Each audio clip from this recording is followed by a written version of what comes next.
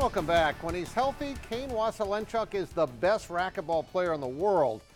And it's evidenced by what we saw at the 41st Lewis Drug Pro-Am racquetball tournament over the weekend.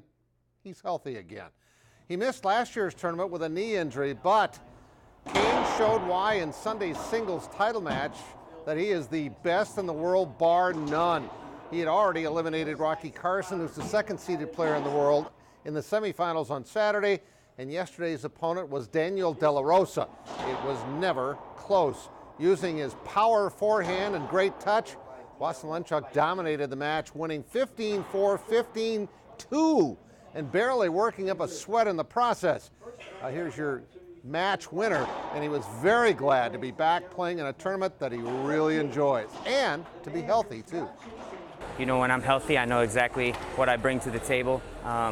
Obviously, you know, I'm good friends with Mark Griffin, and it was actually more of a disappointment to not be here because I know how much he's done for, you know, this tournament and how much he's done for the sport, and you know, he's a personal friend of mine, and so I think that was probably the hardest part about last year. But it's good to be back, and you know, he made a joke last night. He said, you know, maybe you'll get your title back tomorrow, and I said, well, technically I never lost it. I didn't lose, you know, I just didn't show up. Well, he showed up this weekend. Kane is the most dominant player in any professional individual sport, and I'm sticking with that. Trayvon Evans got one scholarship offer coming out of junior college. He's taken that and become one of the best players ever to play for the USF Cougars. Zach Borg has more on our Carl's TV and Appliance Athlete of the Week. He's had plenty of practice with introductions. I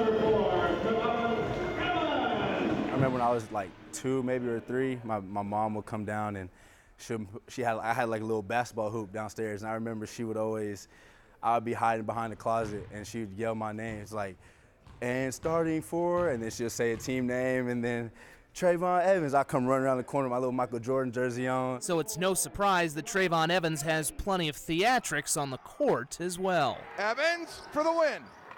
Got it. He's got a lot of guts. You know, the bigger the situation, the more he wants the basketball. Even if it doesn't go right, he wants it again the next night. That's what I live for. I love that moment. I love the shine, you know what I'm saying? And that's helped make him one of the best players in Sioux Falls history, passing 1,000 career points in just 47 games, which makes it hard to believe that Evans came close to never playing in a college game at all. To be honest, it was the only school that offered me out of JUCO, so I really ain't had no choice if I wanted to play basketball somewhere. He played at a junior college where there were a lot of really good players on his team. He was injured a lot. I was asking Coach Kading at the time, like, what are we missing here? Because I'm watching him, and I think he's dynamite. Sioux Falls' gain has come back to haunt every team in the NSIC in almost every conceivable way. Not only has Trayvon been the second leading scorer in the league, he's also been the Cougars' leader in assists. He's so dynamic offensively, so he can do a little bit of everything, and he's gotten a lot better on the defensive end of the floor, too. Though the lack of offers was motivation at first, Evans is thankful for the one place that gave him a shot at college basketball. It's just been a fun experience for me, to be honest. One that I didn't even expect to happen, but I'm glad it did. Something Trayvon shows with every shot he makes. Zach Borg, KDLT Sports.